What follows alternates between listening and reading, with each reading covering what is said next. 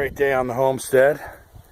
Getting to use my new Husqvarna tiller. I was able to trade for a shotgun. One of my 3 shotguns I had.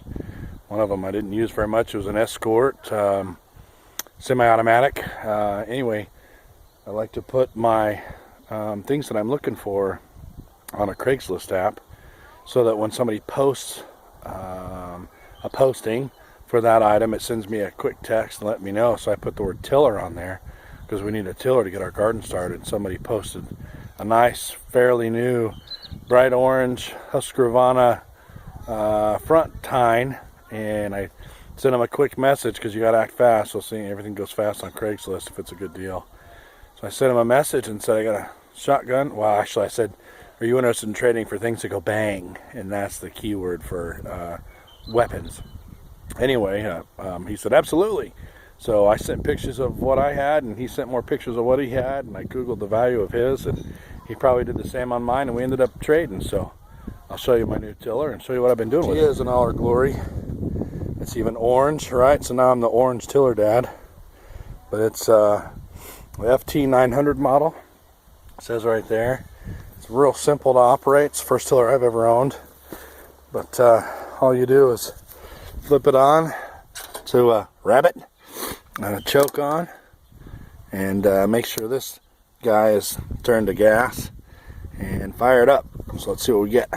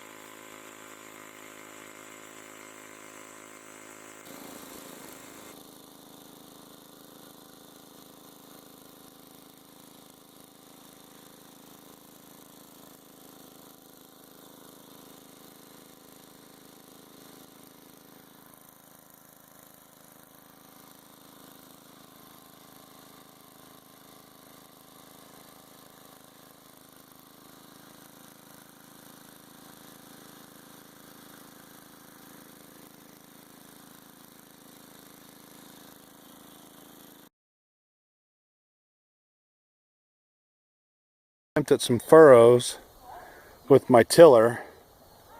The T-post is laying in the furrow, and then I made 2 beams or whatever on the side. Did one there and one here. My main problem is keeping straight. I don't know how I'm supposed to keep straight with a hand push tiller, but whatever, I'm learning. So what I'll do is I'll lay that black weed tarp, whatever you call it. There's a local farm that sells it, or if we can't afford it, we'll just get black trash bags and roll the trash bag out along the furrow. Of course, you do it before you put the T-post down, but you lay it out there, you push it down in the middle of the furrow, lay the T-post on top of it, and then on each mound, and there's lots of videos on YouTube for this, but on each mound you put a hole staggered on each side like that. So your black plastic lays across, you push it down in the middle, you lay your T-post on it that takes the shape of the mounds, takes the shape of the mound on this side and takes the shape of the mound on this side. You poke your holes through the plastic, put your seedlings in after you've sprouted some seedlings inside. We're doing that right now. Then you make a slit down the middle of the furrow, and I'll run a garden hose from the house over there and run it to the end of the furrow and let it flow down this furrow and the water will seep down the slit and water both sides of the furrow. And then once this furrow floods, I'll move the garden hose over to this one and flood this furrow. But after you put the black plastic tarp over it, then you take your rake and just cover the edges of the black plastic, and that prevents it from flying up in the wind. So you cover this side with dirt and this side with dirt right up to the hole where the plant is. And there's, oh, I can't remember the name of the guy on the video, but there's lots of videos on that.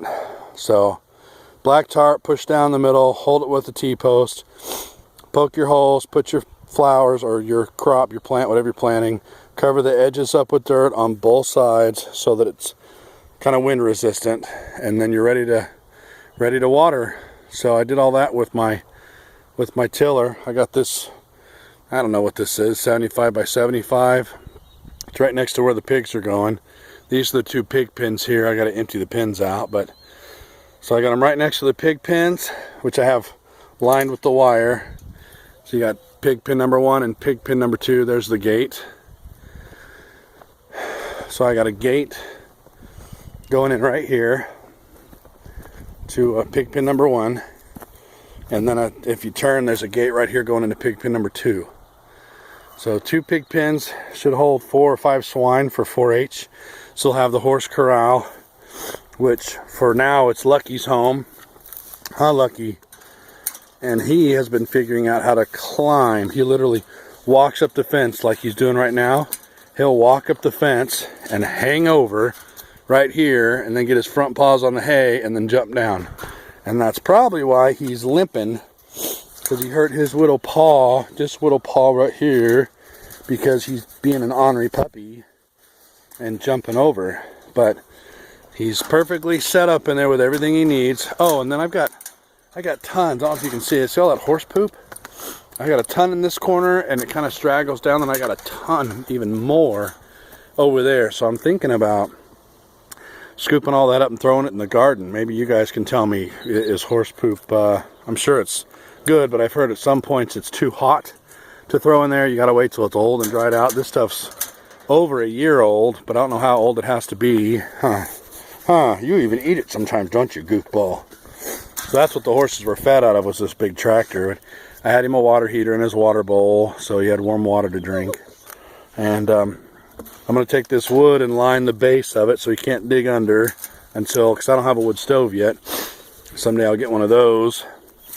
Anyway, that's the garden area, and I'm excited. I'm excited to get it all tilled up. That Husqvarna tiller did a terrific job. So that's the update for now. This is such good clay too, or dirt I guess you call it. I like it. It's nice and moist. It holds shape, which is awesome. So I've got it nice and aerated now. When I started, the ground looked like this. There was big clumps of grass everywhere. So I got the old lawnmower over there against the wall. I don't know if you can see it way over there, but I messed around with it till I got it running, and I mowed the grass as short as I could. And then I raked that out of the way and went to town with the tiller. And so you can kind of see, this was one pass over here. This is one pass with the tiller in this area right here. So there's still giant chunks of grass, and I did that, and I went through with the help of the kids and just threw out a whole bunch of chunks of grass like this. That tiller just rips it right out at the roots. So I threw it against the wall. You can see kind of how deep I was going with the tiller. That's where I stopped at the edge. But you know, I got it pretty good. I got it down probably good, I don't know, 5 inches or so. So that's what first pass looked like. This is what several passes looks like.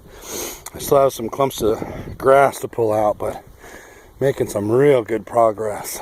And then I have this about 1.5, I don't know, yeah, it's about 1.5 acres of pasture over here that I can't really do anything with because I don't have a tractor. I don't even have a lawn tractor. But I found a used one for $600. A guy's kind of, he's not holding for me, but he knows I want it and it's not going anywhere.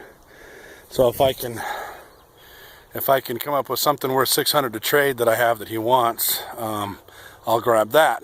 And then I'll go to town on mowing this down. When I got that push mower going, you can see where I attempted to mow it down with the push mower. And 1.5 acres where the push mower is not fun. Sun's kind of blocking it, but I did probably 4 passes all the way down. It's really easy to get through. It's really just a bunch of tumbleweeds or weeds that are like air. But this is what I tilled through, was all this kind of stuff. But worked out real nice, so that's where we're at. We've got several species germinating in the house, from tomatoes to peppers, cantaloupe. I mean, just probably 10 things. The kids, you know, dumped all the seeds on the table and told the kids, pick what you want. So of course they picked a little bit of everything. So they're germinating in the house. Hopefully in a week or so we'll be able to bring them out and plant them. But my next step, once I get this kind of furrowed, I mean, I don't even really have to wait. I've got T-posts ready. I'm going to put T-posts down to the corner and down to this corner, and I'm going to connect it. Actually, I'm going to connect it here to the gate, so I don't have to go through the fence to get to this gate. So I'm going to start it here and run it over and run it back. So we're going to do furrows down this way, and probably eventually do this area too. Yeah, I got more fencing. This fencing that I've been doing, that I line the horse corral with and the pig pens with, right there. I got 3 more bales of that that the previous owners left. That is a huge bonus. They left all this horse fencing and the and I guess I've been calling that horse fencing too. Horse panels and horse fencing, and a few bales. And I guess those giant bales over there are corn husk bales. The neighbor told me they were pretty much worthless. Nothing feeds on it, and they've been there for years, so they're rotted, no nutritional value. So they're just serving as a windbreak right now. But I have the supplies to encompass this whole garden area, so that's next. And then I got to decide if I want to put a top on it. I don't know if the birds are an issue or not. I know the mice are. So the neighbor over here says to do some kind of bait in a jar. He puts bait in a jar and leaves it out, and they go in and get it and run off and die. And it works real well for him, so I'm going to try that for the mice, and hopefully they don't eat more than 50% of the crop. But so that's it. Thanks for watching. They're getting bigger slowly.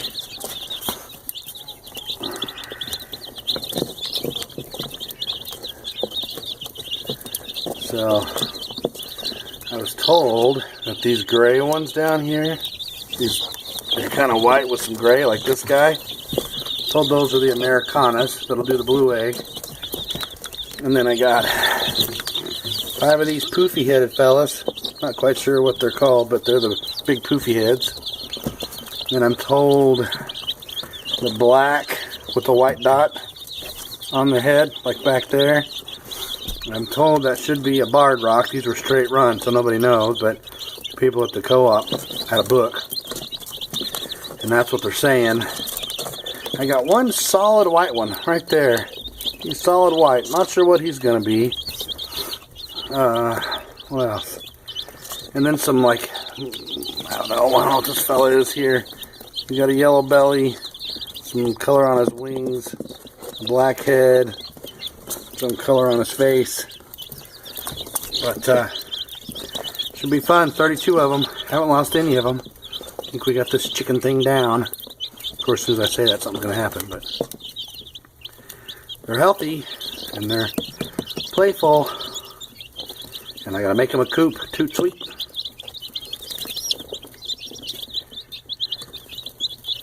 I like those poofy heads. Poofy head, poofy head, poofy head. One back there. Bye, girls.